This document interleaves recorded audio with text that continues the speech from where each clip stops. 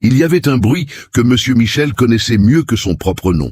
Ce n'était pas le vacarme du chantier. Ce n'était ni le martèlement, ni le fracas de la bétonnière, ni le cri d'un ouvrier élan, un collègue par son surnom. C'était différent.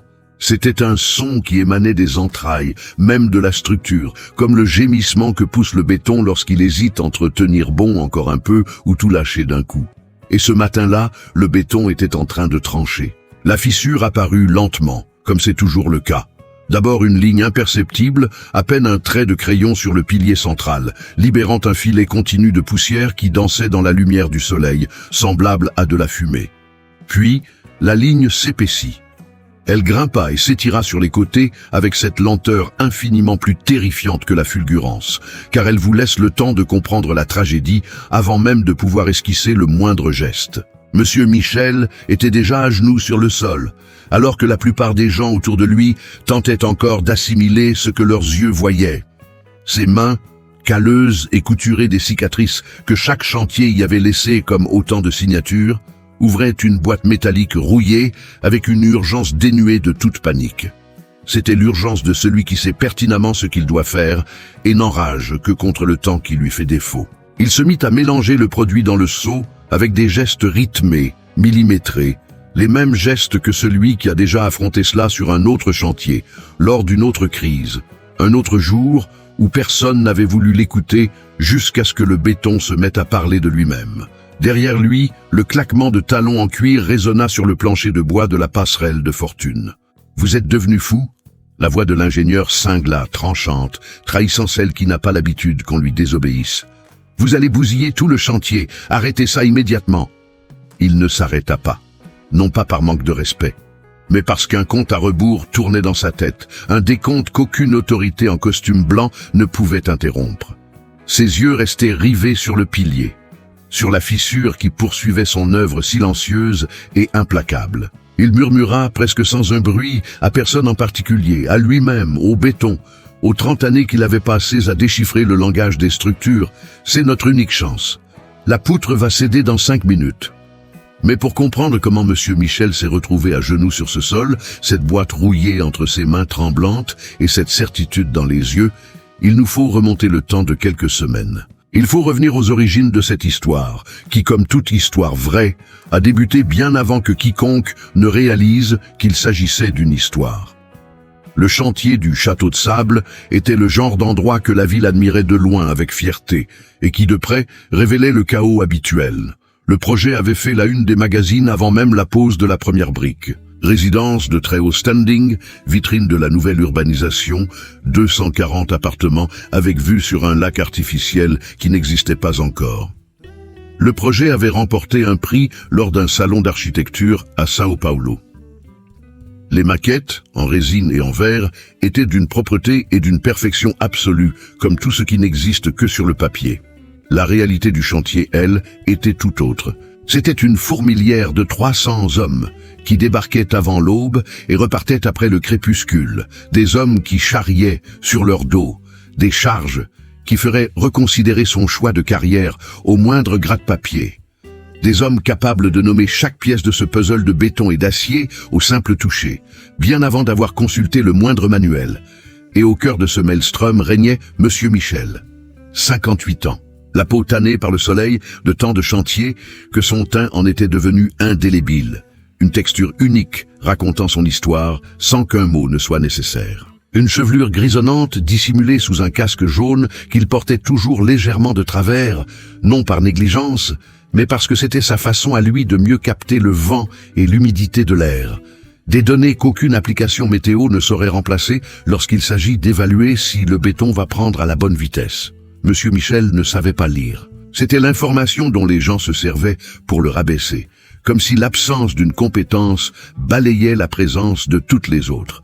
Ce que ces gens n'ont jamais compris ou n'ont jamais daigné essayer de comprendre, c'est qu'il avait développé, en compensation de la lecture, un talent qui ne s'enseigne dans aucune université européenne. Il avait appris à lire les structures à livre ouvert, avec ses yeux, avec ses mains. Avec une attention forgée par 30 années passées à observer le béton durcir, l'acier travailler, une fondation décidée si elle supporterait le poids qu'on lui imposait ou si elle signifierait son refus d'une manière qui n'admettait aucune négociation. Ses gestes sur le chantier étaient concis et précis.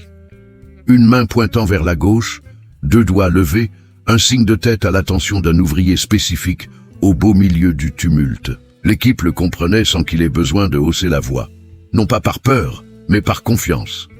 C'est un lundi matin que la voiture fit son apparition. Un SUV importé, gris métallisé, dont les pneus impeccables trahissaient une sortie récente d'un garage fermé. Il s'immobilisa juste à l'entrée du chantier, là où les gravats des premières semaines étaient encore en cours de tri. Le contraste entre la carrosserie rutilante et la terre rouge environnante offrait le genre d'image qui s'imprime dans la rétine, sans qu'on l'y invite. Elle en descendit, lunettes de soleil sur le nez, sa tablette numérique coincée sous le bras, suivie de 2 assistants chargés de dossiers qui s'efforçaient de suivre la cadence sans salir leurs souliers. 32 ans. Un diplôme de 3e cycle d'une université allemande en génie civil. Un CV que ses supérieurs brandissaient avec l'insistance de ceux qui ont besoin que la hiérarchie soit établie avant même que la moindre conversation ne s'engage. La docteure, comme tout le monde l'appelait depuis son premier jour, n'avait pas gagné son respect sur le terrain. Elle était arrivée avec lui, bien emballée dans son diplôme et son arrogance, espérant que l'alliance des deux suffirait à pallier ce qui lui faisait défaut. L'expérience du terrain. Depuis une distance respectueuse, M. Michel observa son arrivée avec cette attention placide qui le caractérisait. Il n'y avait aucun jugement dans son regard, juste l'analyse de l'intégration d'un nouvel élément dans une structure qu'il maîtrisait mieux que son propre jardin. Les premiers jours, il resta à sa place. Il observa. Il patienta. C'était un homme que l'expérience avait instruit. Il y a des batailles qui se remportent à l'usure et d'autres qui se perdent dans la précipitation. La majorité des erreurs humaines découlant de la confusion entre les deux, mais ensuite, les sacs ont été livrés. C'était un mardi, à la première heure. Un camion déchargea une cargaison de ciment importé, d'origine allemande, conçue pour une prise nettement plus rapide que le matériau utilisé jusqu'alors. La docteure avait exigé ce changement lors de la dernière mise à jour du planning, arguant d'un gain de temps et d'une efficacité technique certifiée sur des chantiers européens. Monsieur Michel fixa les sacs pendant de longues minutes, puis il se dirigea vers le tas de sable livré la semaine précédente et en prit une poignée. Il la laissa filer entre ses doigts. Il en jaugea la texture au creux de sa main, la granulométrie, le comportement du matériau dans sa chute. Trop fin. Il savait ce que cela impliquait, avec la même certitude qu'un chef cuisinier chevronné sait qu'un ingrédient ne s'accordera pas avec un autre avant même de le jeter dans la marmite. Ce sable trop fin, combiné à un ciment à prise rapide, allait engendrer un mélange agressif, chargé de tensions internes, qui, à long terme, jouerait contre la structure plutôt que de faire corps avec elle. Il fallait impérativement un adjuvant, un plastifiant capable de maîtriser la rétractation du béton pendant son durcissement. Il prit son casque, l'ajusta sur sa tête et se dirigea vers l'endroit où la docteure, entourée de ses assistants, compulsait les plans sur sa tablette avec cet air de quelqu'un perpétuellement pressé. Il s'immobilisa à une distance respectueuse, tenant son casque entre ses mains, attendant qu'elle termine sa phrase. « Docteur !» Sa voix était posée. Elle l'était toujours. « Ce sable-là est trop fin pour ce ciment. Le mélange va être trop agressif. Il faut un adjuvant, un plastifiant, sinon le béton va trop travailler et il va fissurer. » Elle ne daigna même pas lever les yeux de son écran. Le silence qui précéda sa réponse dura 2 secondes. Le genre de silence qui ne sert pas à réfléchir, mais à signifier que la sentence qui va suivre était arrêtée bien avant que la question ne soit posée. « C'est de la technologie allemande, Monsieur Michel ?» Son ton était celui qu'on emploie pour expliquer une évidence à un enfant. La formule est dans la notice. Je n'ai que faire des supputations de quelqu'un qui n'a pas fini l'école primaire. Elle leva enfin les yeux vers lui, juste le temps de porter l'estocade. Contentez-vous de régler la pente du coffrage. Elle s'était déjà replongée dans sa tablette avant même d'avoir prononcé la dernière syllabe. Monsieur Michel resta de marbre un instant. Puis, Il remit son casque, avec cette même inclinaison familière, et regagna son poste sans ajouter un mot. Les ouvriers alentour, qui avaient assisté à la scène, se murèrent dans le silence de ceux qui savent qu'ils viennent d'être témoins d'une chose qu'ils auraient préféré ne jamais voir. Non pas que la scène fût d'une violence physique, mais parce qu'il s'agissait du genre d'humiliation qui ne hurle pas, qui ne bouscule pas, mais qui vous efface tout simplement. Le genre de camouflet qui assène, sans le dire explicitement, que 30 ans d'expérience pèsent moins lourd qu'un bout de papier encadré sur un mur. Ce soir-là, Monsieur Michel regagna la cabane de bois qu'il occupait dans un coin reculé du chantier. L'endroit était exigu. Il y avait un lit, une table, 2 tabourets et une armoire en contreplaqué, dont la porte se fermait à l'aide d'une lanière de cuir nouée à la poignée. Il ouvrit l'armoire. Tout au fond, dissimulée derrière des vêtements de rechange soigneusement pliés, trônait la boîte métallique rouillée. Il l'en extirpa à 2 mains et la fixa un moment, comme on contemple un objet porteur d'un souvenir qu'on n'a jamais sollicité. Sur la paroi, juste à côté de l'armoire, fixée par 2 clous, il y avait une photographie, en noir et blanc, au bord jauni. Un immeuble, ou plutôt ce qu'il en restait. Un amas de béton et d'acier tordu, la poussière flottant encore dans l'atmosphère de l'image, et en arrière-plan, la silhouette d'une rue qu'il connaissait par cœur, parce qu'il y était ce matin-là, et qu'il y avait survécu pour une raison qu'il peinait encore à s'expliquer totalement. Sa femme entra, portant 2 assiettes, et les déposa sur la table sans un bruit. Elle l'observa à la dérobée, avec ce regard de celle qui connaît quelqu'un assez intimement pour déchiffrer ses silences. « Ça va encore barder, Michel ?» Il prit une seconde avant de répondre. Ces nouveaux ingénieurs. Sa voix était sourde, lasse, dénuée de colère, chargée seulement du fardeau de celui qui a déjà vu ce film et qui en connaît le dénouement. Ils ne font confiance qu'au papier, pas à la pierre. Elle posa sa main sur son épaule un bref instant, puis alla chercher de l'eau. Et Monsieur Michel resta planté là, à fixer la photographie sur le mur, avec les yeux d'un homme qui sait qu'il y a un gouffre entre prévenir une tragédie et réussir à convaincre quelqu'un à temps qu'elle est en train de se profiler. Le soleil n'avait pas encore atteint son zénith lorsque Monsieur Michel comprit. Ce ne fut pas une pensée foudroyante, ce fut une validation. Le genre de confirmation que le corps intègre avant même que l'esprit ne trouve les mots justes. Cette sensation de reconnaissance viscérale qui n'appartient qu'à ceux qui ont passé suffisamment de temps à prêter attention à ce que les autres négligent. Il se tenait à bonne distance de la zone de coulage, les bras croisés, observant le matériau propulsé par la pompe, les yeux rivés sur le flux. Il y avait une anomalie dans la consistance, indétectable pour un œil profane. Mais pour lui, c'était aussi flagrant qu'une chute de température dans l'air. Le béton perdait sa fluidité à une vitesse folle. Il tirait avant l'heure, se figeant à un rythme totalement inadapté à cette température, à cette hygrométrie, à ce type de coffrage. Il s'accroupit. Il passa la main sous le tuyau de la pompe et recueillit une petite quantité de matière qui avait dégouliné le long du coffrage. Il se releva. Il la frictionna entre ses doigts, en jaugea la texture, la pressa au creux de sa paume. Ça s'effritait. Ça n'aurait jamais dû s'effriter ainsi. Un béton doté d'une bonne adhérence possède une cohésion bien spécifique lorsqu'il atteint son point de durcissement idéal.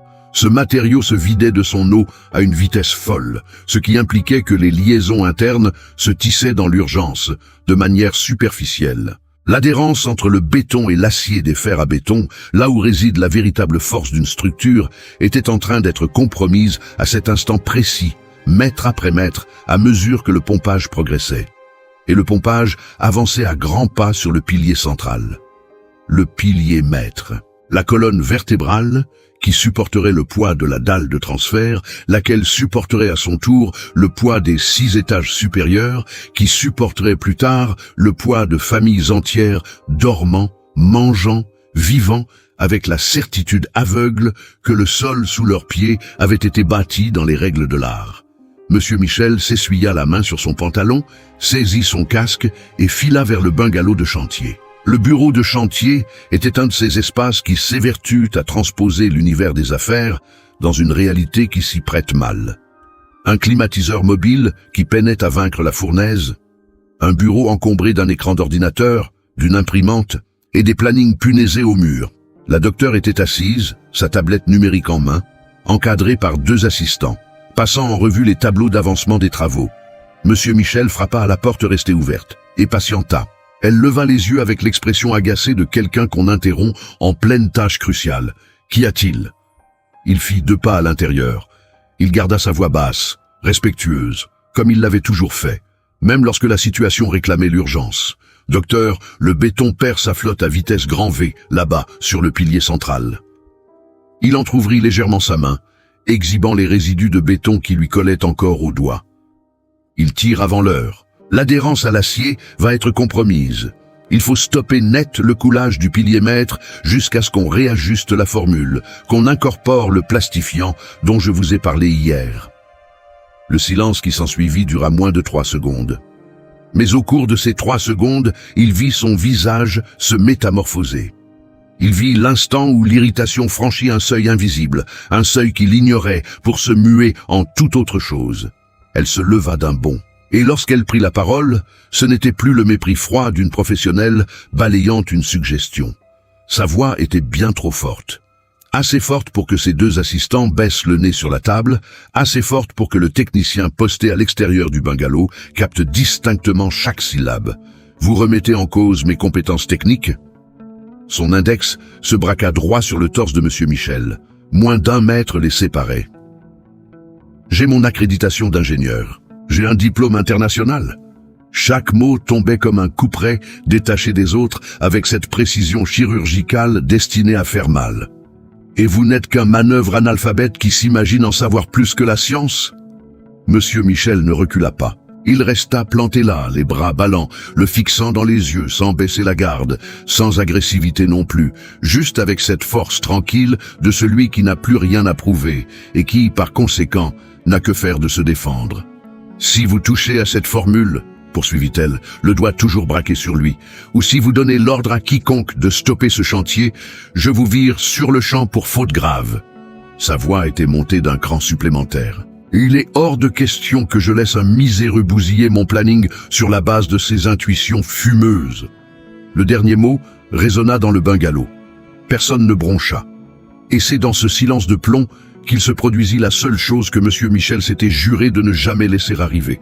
Une larme, une seule larme, rebelle, qui dévala sa joue burinée sans demander l'autorisation, sans crier gare, sans qu'il ne parvienne à la retenir à temps. Il ne fit rien pour la dissimuler. Il n'en avait pas les moyens, et quand bien même il l'aurait pu, cette larme portait en elle une vérité bien trop profonde pour être occultée. C'étaient les pleurs de 30 années de labeur. C'était le fardeau de toutes ces fois où l'expertise d'un homme avait été balayée d'un revers de main, sous prétexte qu'il était incapable de coucher son savoir sur le papier. C'était la larme de celui qui a passé sa vie entière à détenir des vérités qu'il était impuissant à prouver à ceux qui tenaient les rênes du pouvoir. Il conserva sa dignité, il fit demi-tour et quitta le bungalow. C'est sidérant de constater qu'un être humain puisse faire preuve d'une telle cruauté, n'est-ce pas? Qu'une professionnelle bardée de diplômes puisse utiliser son bagage, non pas pour sécuriser un chantier, mais pour anéantir la dignité d'un homme qui cherchait simplement à conjurer un désastre. Si cette injustice vous hérisse le poil, lâchez votre pouce bleu à la seconde pour prouver que vous soutenez Monsieur Michel. La sentence tomba avant la pause déjeuner. L'un des chefs d'équipe, le visage déformé par le malaise de celui qui exécute une directive qu'il réprouve, aborda Monsieur Michel sur un flanc du chantier et lui annonça à mi-voix que l'ingénieur avait ordonné sa réaffectation immédiate. À la minute même, Monsieur Michel était relevé de la supervision du pilier central et de tout point de bétonnage. Sa nouvelle affectation, le magasin. Comptabiliser les fers à béton, trier la ferraille, faire l'inventaire des stocks. Les gars autour avaient tout entendu, aucun ne dit mot. Monsieur Michel ramassa son casque, fila vers le magasin et se mit à la tâche. Le magasin était relégué à une extrémité du chantier, séparé de la zone de coulage par une bonne 40aine de mètres et une armada de machines au repos. De là, on pouvait apercevoir le pilier central, mais de très loin. On pouvait suivre le balai des techniciens sans en saisir les moindres subtilités. C'est ainsi que Monsieur Michel passa l'après-midi suivant, à recompter des barres d'acier, les yeux rivés sur le pilier. Et c'est de là-bas qu'il fut témoin du drame. Les techniciens préposés à la cure du béton exécutaient la procédure, mais à moitié. La cure humide, qui consiste à gorger le béton d'eau dans les heures qui suivent le coulage pour que les réactions chimiques internes s'opèrent à un rythme optimal, requiert une humidification fréquente et ininterrompue des coffrages. Ce qu'il observait depuis son perchoir lointain, c'était un arrosage expéditif, épisodique, dénué de la rigueur qu'exigeait un matériau ayant déjà affiché une propension à se déshydrater à la vitesse de l'éclair. Il laissa tomber ses fers à béton. Il marcha en direction du pilier. Un agent de sécurité lui barra la route avant même qu'il n'ait parcouru la moitié du trajet. Un jeune, dans un uniforme flambant neuf, arborant l'air de celui qui exécute à la lettre une consigne qu'on lui a notifiée par écrit. « Monsieur Michel ». Le gamin s'adressa à lui avec déférence mais avec intransigeance. « C'est un ordre de la docteure. Vous avez interdiction formelle d'approcher de la zone de coulage. » Il s'immobilisa. Il fixa le vigile un instant, puis reporta son regard sur le pilier au loin, avant de toiser de nouveau le garde. Il fit volte-face et regagna le magasin. Cette nuit-là, dans sa bicoque, M. Michel ne ferma pas l'œil. Il resta allongé, les yeux grands ouverts dans les ténèbres. Et tandis que le reste du chantier dormait à poing fermé, son cerveau tournait à plein régime. Ce n'était pas de l'angoisse, c'était de l'arithmétique. Le genre de calcul qui se passe de papier et d'équations savantes, qui s'opère dans un dialecte intime, forgé par des décennies de pratique, un langage qui jongle avec la température, l'hygrométrie, le temps et la matière, comme des variables que le corps intègre avec la même fiabilité qu'une sonde de laboratoire. Il additionnait les facteurs. Le thermomètre avait franchi la barre des 32 degrés dans la journée. L'humidité de l'air était au plus bas. Un vent sec balayait le chantier depuis le milieu de l'après-midi. Le ciment, à prise rapide, couplé au sable fin, avait déjà révélé sa propension à se vider de sa flotte lors de l'échantillonnage matinal. La cure avait été bâclée, avec des intervalles beaucoup trop longs entre chaque aspersion. Il évalua le nombre d'heures écoulées depuis la fin du bétonnage. Il estima le volume d'eau que le béton avait évaporé dans ces conditions critiques. Il traduisit ces données en termes de résistance de l'adhérence entre la gangue de ciment et l'armature d'acier du pilier maître. Le verdict qui tomba au beau milieu de la nuit, rythmé par le chant des grillons à l'extérieur et le souffle régulier de sa femme à ses côtés, n'était plus une simple présomption. C'était une certitude absolue. Il s'assit sur le bord du lit. Il resta plongé dans le noir un moment. Puis il se leva, se dirigea vers l'armoire et en ouvrit la porte avec d'infinies précautions pour ne pas faire de bruit. La boîte métallique rouillée trônait à sa place habituelle. Il s'en empara à deux mains et la porta jusqu'à la table. Il la décapsula. Il l'inclina légèrement pour verser une pincée de l'adjuvant au creux de sa main. Il fixa cette poudre noirâtre comme on contemple un joyau inestimable, car c'en était un. C'était l'antidote miraculeux au dosage parfait qu'il avait pieusement conservé pour des raisons qu'il n'avait jamais réussi à articuler clairement face à quiconque, si ce n'est à lui-même, à un niveau de conscience qui se passe d'explication. Il avait trimballé cette relique de chantier en chantier pendant des années.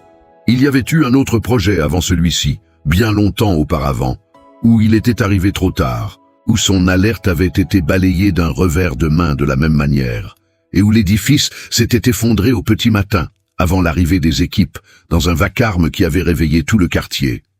Il avait couru sur les lieux, la gorge nouée par l'effroi, les yeux noyés d'une culpabilité qui n'était pas la sienne, mais qui s'était incrustée en lui comme si c'était le cas. La photo punaisée au mur immortalisait ce jour maudit. Il avait gardé la boîte depuis lors comme un pense-bête, comme un serment silencieux. Plus jamais ça. Si la foudre frappe une seconde fois, je serai prêt, et la foudre venait de frapper de nouveau. Il referma le couvercle. Il retourna se coucher. Il posa la boîte sur la table de chevet à portée de main et fixa le plafond jusqu'à ce que l'aube commence à poindre à la fenêtre. Il savait ce qui l'attendait le lendemain. Et il savait, avec la même inébranlable certitude qu'il appliquait aux structures, au béton et à la résilience des matériaux sous contrainte, que le moment venu, il ne resterait pas les bras croisés en attendant qu'un gratte-papier bardé de diplômes daigne enfin lui accorder le moindre crédit. Pas cette fois. Le jour de l'inspection officielle se leva, baigné de cette clarté de carte postale qui semble avoir été commandée sur mesure. Un ciel d'un azur insolent, une brise vivifiante, le genre de matinée qui sublime la réalité. Le chantier avait fait peau neuve pour accueillir la parade. Les voies de circulation étaient balayées, la rubalise usagée remplacée par de la neuve, et les ouvriers avaient reçu l'ordre de s'activer de manière ostentatoire, mais sans générer de tapage inutile.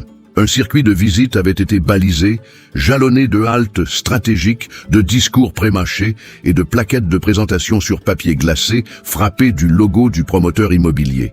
La docteure trônait au cœur de cette mise en scène, moulée dans un tailleur blanc immaculé qui jurait avec n'importe quel chantier de la planète, mais qui incarnait à la perfection le choix vestimentaire de celle qui a compris que l'enjeu du jour ne résidait pas dans la maçonnerie. L'enjeu, c'était la communication. C'était l'instant fatidique où le diplôme européen, le respect du rétro-planning et la technologie allemande allaient fusionner pour immortaliser une poignée de main avec le maire, le pilier maître en toile de fond.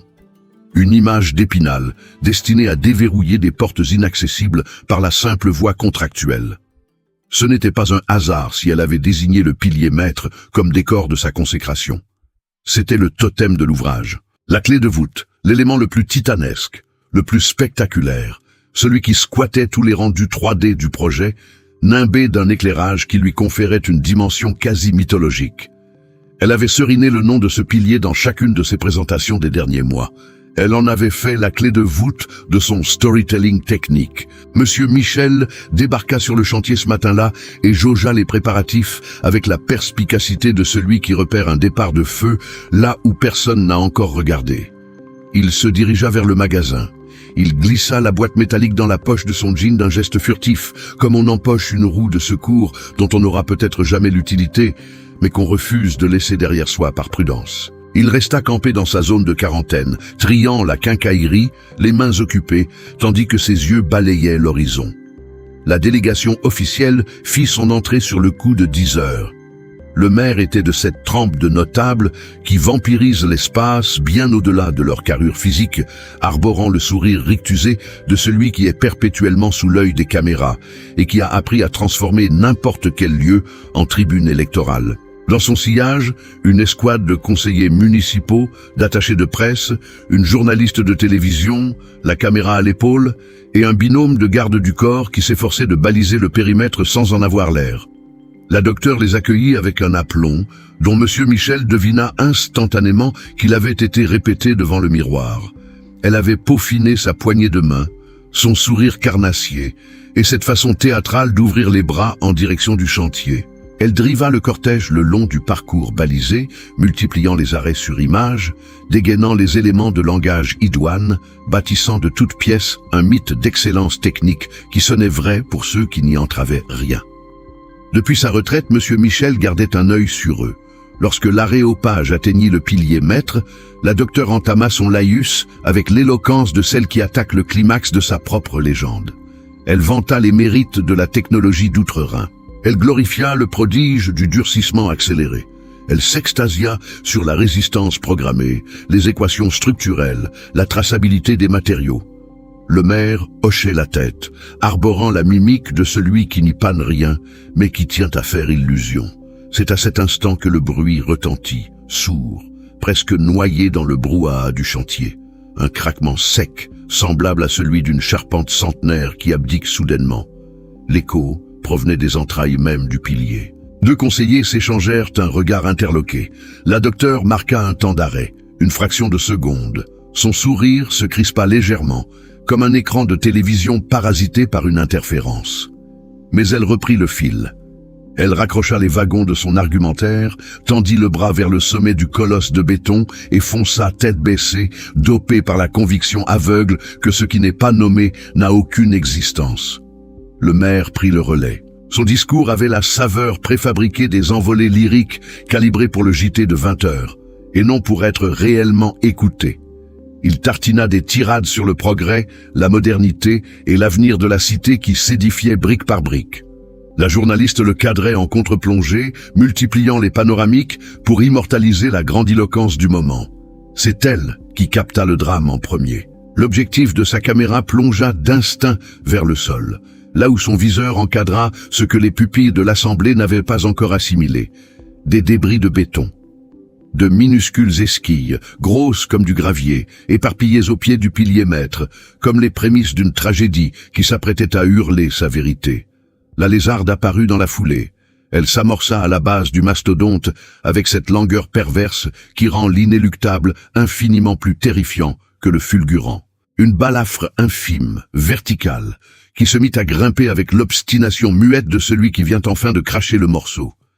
Des éclats de ciment commencèrent à se détacher, s'écrasant sur le sol avec un bruit sec et catégorique qui balayait le moindre doute sur son verdict. La panique ne s'empara pas des lieux d'un seul coup, elle déferla par vagues successives. Ce fut d'abord la sidération muette, le temps que l'assistance intègre l'ampleur du désastre. Puis le mouvement de recul, un pas en arrière collectif sans que personne n'en ait donné l'ordre. Enfin, l'agitation frénétique, les gorilles de la sécu jouant des coudes pour exfiltrer les VIP, la reporter braquant toujours sa caméra tout en battant en retraite, incapable de décrocher. Un technicien détala en trombe, un appareil de mesure à la main et refit surface en moins de 2 minutes, le visage blême. Il se colla à la docteure et balança les chiffres à voix basse, mais suffisamment distinctement pour que le premier rang l'entende. Le pilier était à 15% de son point de rupture. Dans une poignée de minutes, au rythme où la gangrène progressait, l'édifice s'effondrerait. S'il cédait, la dalle de transfert le suivrait dans sa chute et l'effet domino du poids emporterait quiconque se trouverait dans la zone d'impact. La docteure resta pétrifiée. C'était palpable. Cette fraction de seconde où le pouvoir vous glisse entre les doigts, son tailleur immaculé, censé immortaliser son triomphe, détonnait dans un scénario catastrophe qu'aucun manuel n'avait anticipé, qu'aucune simulation européenne n'avait modélisé, qu'aucun diagramme de Gantt n'avait prévu. Son visage était livide, ses yeux passaient du pilier aux techniciens, puis aux officiels, cherchant désespérément un mode d'emploi qui n'existait pas. Elle hurla à tout le monde de déguerpir. Le maire fit un pas en avant, la mine partagée entre l'autorité bafouée et la terreur refoulée. « Qu'est-ce que ça veut dire? Vous n'avez pas de protocole d'urgence ?» La docteure resta bouche bée. C'est à cet instant que M. Michel fit son apparition. Il ne piqua pas de sprint. Personne ne l'avait appelé à la rescousse. Personne n'avait hurlé son nom. Personne n'avait daigné se rappeler l'existence de ce prolo en jeans râpés et chemise trempée de sueur, relégué au magasin, qui avait tenté par 2 fois de tirer la sonnette d'alarme. Il surgit tout simplement des bas-fonds du chantier, marchant d'un pas mesuré, un seau dans une main et sa boîte rouillée dans l'autre, avec ce flegme qui n'avait rien d'une inconscience du danger. C'était la sérénité de l'homme qui a cohabité avec le péril pendant si longtemps, qu'il a appris à slalomer à l'intérieur sans se laisser dévorer. La docteure le vit approcher et hurla, avant même qu'il ne soit à portée de voix. « Monsieur Michel, tirez-vous de là! Vous allez vous faire tuer !» Il ne ralentit pas l'allure, il la frôla sans un regard, sans piper mot, sans même donner l'impression d'avoir entendu. Ce n'était pas de l'insolence, c'est juste que son esprit était focalisé ailleurs. Il était reclus dans cette bulle où n'existe que le problème, la solution, et le compte à rebours entre les deux. Il atteignit le pilier maître et tomba à genoux. Les entrailles de l'édifice hurlaient désormais à qui voulait l'entendre. Ce râle sourd et lancinant que M. Michel avait appris à décoder comme le chant du cygne du béton armé. La balafre avait gagné du terrain depuis sa sortie du magasin. Il fit sauter le couvercle de la boîte avec ses doigts calleux. Il vida le contenu dans le seau rempli d'eau qu'il avait apporté, avec la précision de celui qui se passe de balance, parce qu'il n'en a jamais eu besoin. Ses paumes avaient mémorisé le dosage idéal, physiquement, par la répétition inlassable d'années passées à manipuler des substances qui ne pardonnent aucune erreur de proportion. Et il se mit à l'ouvrage. Ses mains nues plongèrent dans la mixture sans l'ombre d'une hésitation. Il colmata la faille à bras-le-corps, pétrissant le béton de ses doigts, incrustant la pâte au cœur de la plaie par des mouvements à la fois méthodiques et frénétiques. L'épiderme de ses mains encaissait le contact corrosif d'un agent chimique redoutable, mais il ne bronchait pas, il en avait vu d'autres. Il avait accompli des miracles dans des conditions bien plus extrêmes, sur des chantiers dont l'humanité ignorait tout. Car l'histoire ne s'écrit jamais sur les catastrophes évitées de justesse. Tout en s'acharnant, il pensait à voix haute, à personne en particulier, une simple rengaine pour maintenir la cadence, pour traduire le casse-tête neuronal en instructions motrices claires et nettes. 250 grammes de plastifiant, 100 grammes de fumée de silice. Tud, sa voix n'était qu'un souffle, à peine audible. Ça va bloquer la prise, ça va tenir. Le troupeau de VIP, de journalistes, d'ingénieurs et de gorilles qui avaient battu en retraite aux abords de la zone rouge assistait à la scène dans un mutisme absolu. La caméra de la reporter ne le lâchait pas d'une semelle, mais elle avait cessé ses commentaires de commentatrice sportive. Elle se contentait de filmer, avec la tête de quelqu'un qui immortalise une scène d'anthologie sans parvenir à y accoler d'étiquette. Le maire était réduit au silence. La docteure était muette comme une tombe. Il n'y avait plus que la plainte du béton agonisant dans les hauteurs, le claquement des paumes de M. Michel s'acharnant sur la souche du pilier, et sa litanie égrénant la formule magique qu'il avait gardée sous clé dans son cerveau, telle l'unique bouée de sauvetage lors d'un naufrage. Les secondes s'étiraient avec une lourdeur presque palpable. Et puis, très lentement, le gémissement de l'édifice changea de tonalité.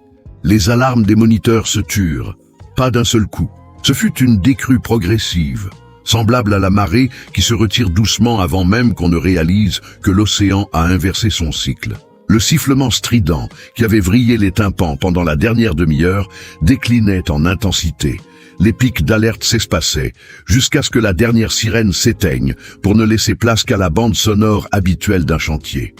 Le souffle du vent dans les armatures, le silence lointain de la bétonnière, le gazouillis des oiseaux revenus se percher sur les câbles après la panique initiale.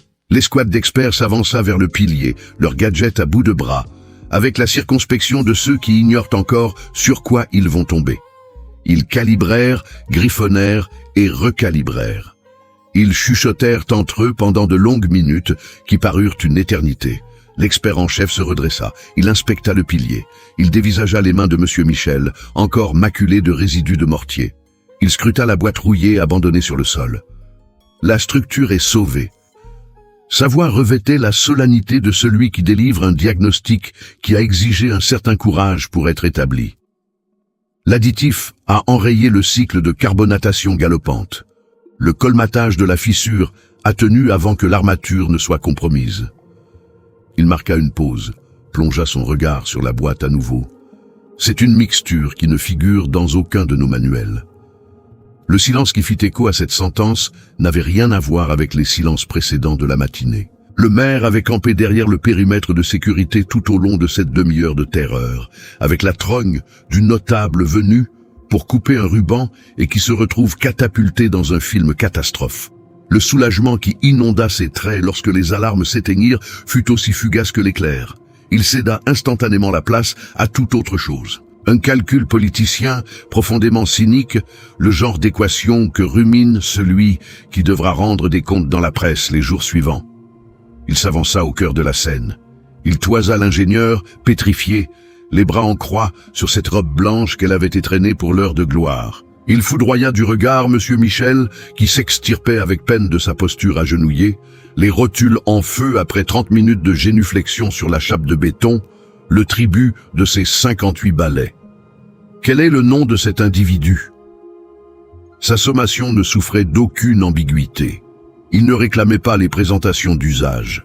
Il exigeait un compte-rendu. Il ordonnait qu'on lui justifie comment il était humainement possible qu'un pécor en bleu de travail rapiécé et chemise trempée de sueur réussisse là où l'élite du chantier venait de mordre lamentablement la poussière. Comment un vulgaire manœuvre a-t-il pu stopper l'hémorragie que vous, avec votre putain de diplôme, n'avez même pas vu venir? La docteure ouvrit le bec, mais la voix de l'expert en chef lui coupa la chique avant qu'elle ne puisse bredouiller la moindre excuse. Il avait fait le rapprochement que le reste de la cour n'avait pas encore percuté, ou peut-être était-il en train de rassembler les pièces du puzzle à cette seconde précise. Il y avait dans le visage de M. Michel, dans la fluidité de sa mécanique, dans ce remède de sorcier rayé des grimoires officiels, un électrochoc mémoriel. Et la légende refit surface, pas d'un bloc, par bribes successives, à l'image des vérités historiques qui se construisent par sédimentation.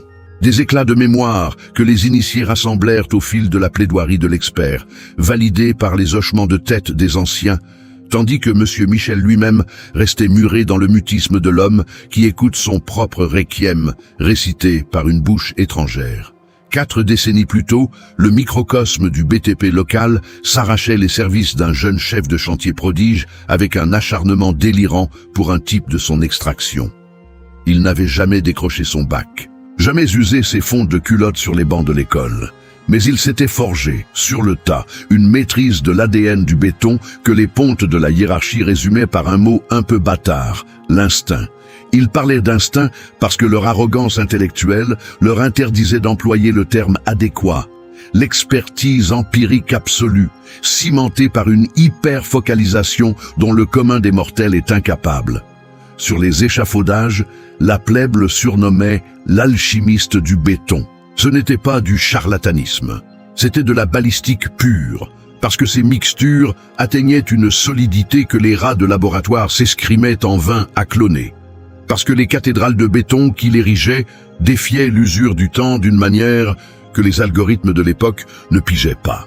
Parce qu'il avait inventé, par la méthode empirique de l'échec, de la sueur et de la correction de tir, un plastifiant secret qui bridait le retrait du béton avec une maestria que la science académique n'avait pas encore codifiée.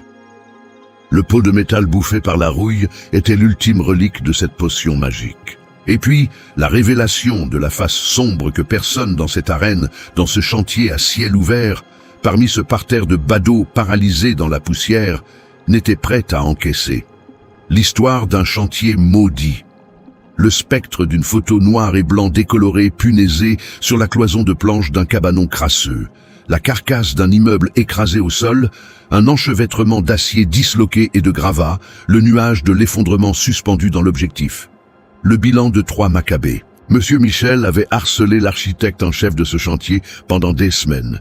Il lui avait ramené des carottes de béton.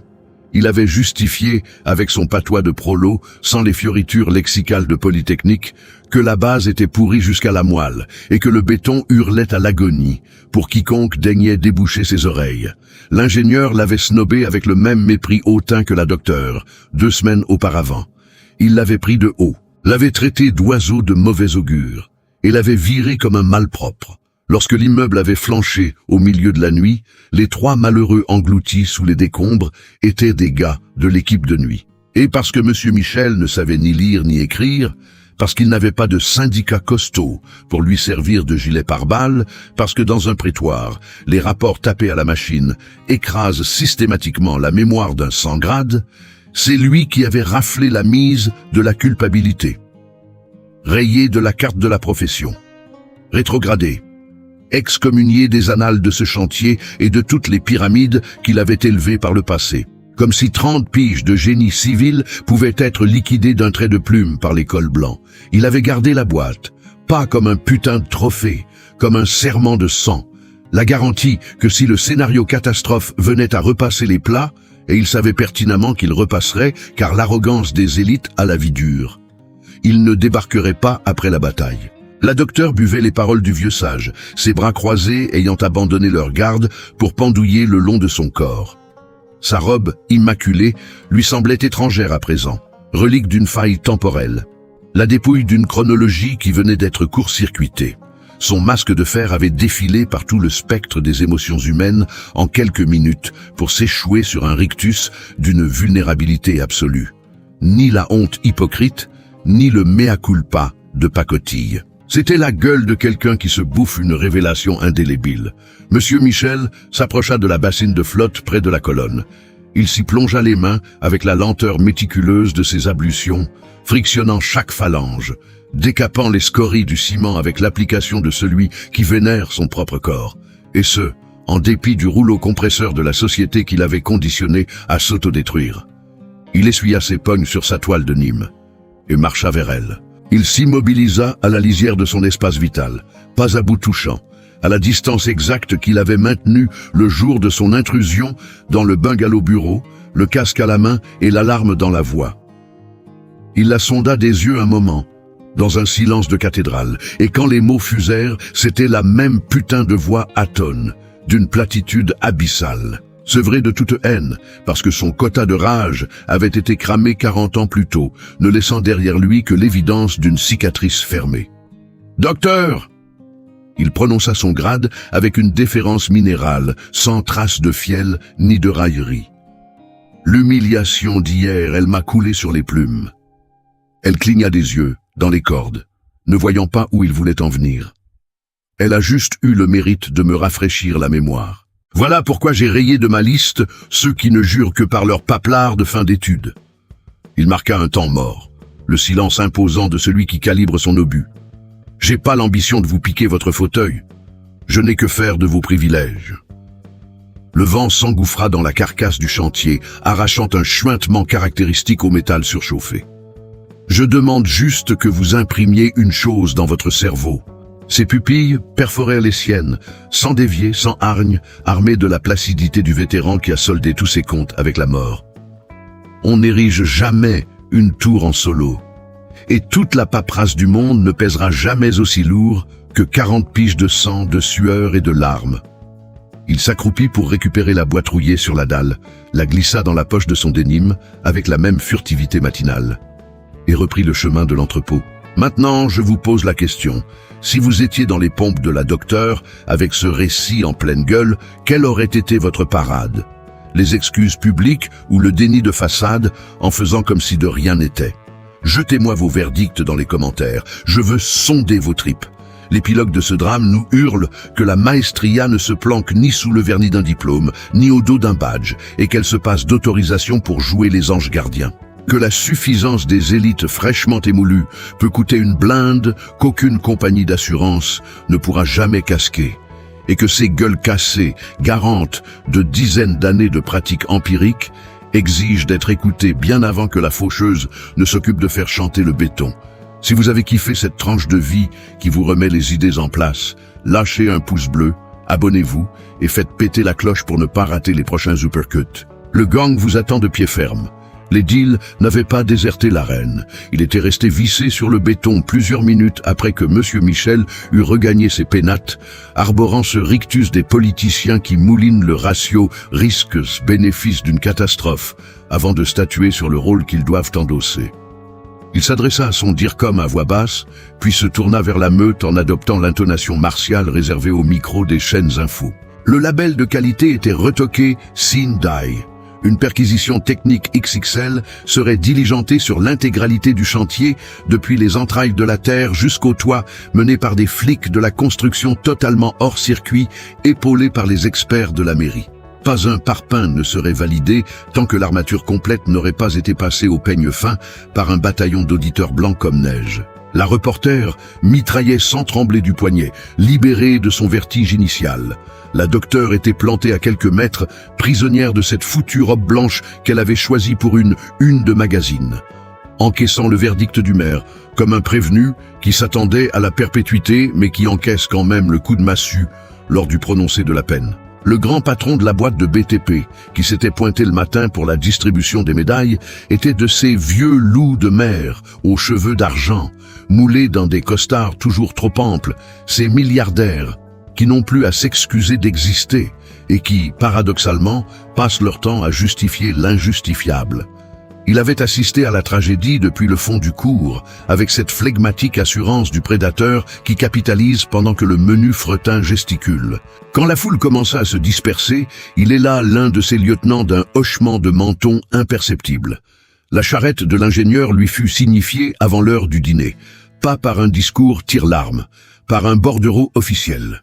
Faute lourde, manquement aux obligations de sécurité sur site sensible avec mise en danger de la vie d'autrui. Le charabia du droit du travail, clinique parce qu'il n'a pas le choix, le thermomètre de la situation, se chargeant déjà de faire fondre le mercure. Elle s'arracha du chantier le jour même, sa tablette coincée sous l'aisselle, flanquée d'anciens collaborateurs soudainement fuyants, touchés par l'amnésie d'avoir fait partie de son staff. Le tailleur blanc glissa tel un fantôme à travers les allées, franchit la grille et fut englouti par la métropole. Personne n'a couru derrière. Le magnate du BTP s'est pointé à la porte de l'entrepôt. Monsieur Michel triait des ronds à béton quand l'oligarque a fait son apparition, et il n'a pas stoppé net sa besogne. Il a fini d'empiler sa ferraille, s'est redressé sans précipitation, s'est épousseté les mains et l'a laissé parler. Le grand patron s'est exprimé avec le pragmatisme absolu du vieux sage, qui sait que le sablier est le seul trésor inestimable de l'univers.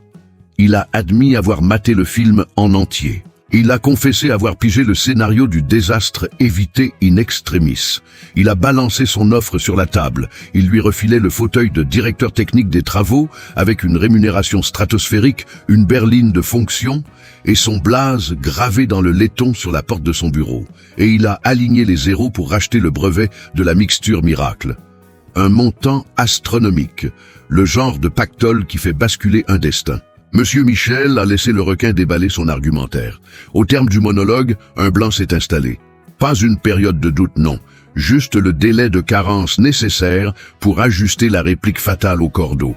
C'est gentil, le timbre de voix de l'imperturbabilité absolue. Sauf que je ne deal pas ce que mes paluches m'ont inculqué. L'empereur du béton a accusé le coup, subodorant la contre-proposition. L'enseignement, c'est mon truc. Monsieur Michel l'a transpercé de son regard limpide, celui qui se passe de fanfaronnade pour faire plier l'adversaire. Si vous tenez tant que ça à racheter votre conscience après le bordel de ce matin, embauchez les gamins du chantier. Ceux qui étaient dans l'arène, ceux qui ont vu l'apocalypse, alignez-leur une vraie fiche de paix et payez-leur une formation de pointe en chimie des polymères. Une respiration. C'est comme ça qu'on bétonne l'avenir. Le PDG l'a scruté pendant une poignée de secondes. Il a opiné du chef, lourdement. L'acquiescement solennel de celui qui abdique devant une logique supérieure. Il a tendu sa pogne. Monsieur Michel l'a agrippé. Les saisons suivantes, la légende de l'alchimiste du béton s'est propagée dans la métropole avec la contagion virale des histoires que les masses s'approprient pour se persuader que le karma n'est pas une illusion de bobo. Ça a fait les choux gras de la presse papier, des ondes radio, puis de ces talk-shows télévisés spécialisés dans l'exhumation des justiciers de l'ombre, histoire de rabâcher que le quotidien a encore le culot d'accoucher de scénarios que les scénaristes n'auraient jamais pondus de peur de frôler le grotesque. Monsieur Michel n'a pas enfilé la casquette de boss, il s'y est formellement refusé. Il a été recruté en tant que consultant tout-terrain avec un contrat en béton. Il débarquait sur les chantiers à la demande, reniflait ce qui clochait, balançait son diagnostic sans phare, et tirer sa révérence. Pas de paperasse, pas de cravate de guignol, pas de réunion de planning interminable. Cependant, sur les ruines du château de sable, dont l'audit s'éternisait sous la houlette d'une nouvelle brigade, un jeune padawan ingénieur avait débarqué quelques semaines après le clash, un carnet à spirale sous le bras et une hargne qui vous crevait les yeux avant même qu'il ne l'ouvre.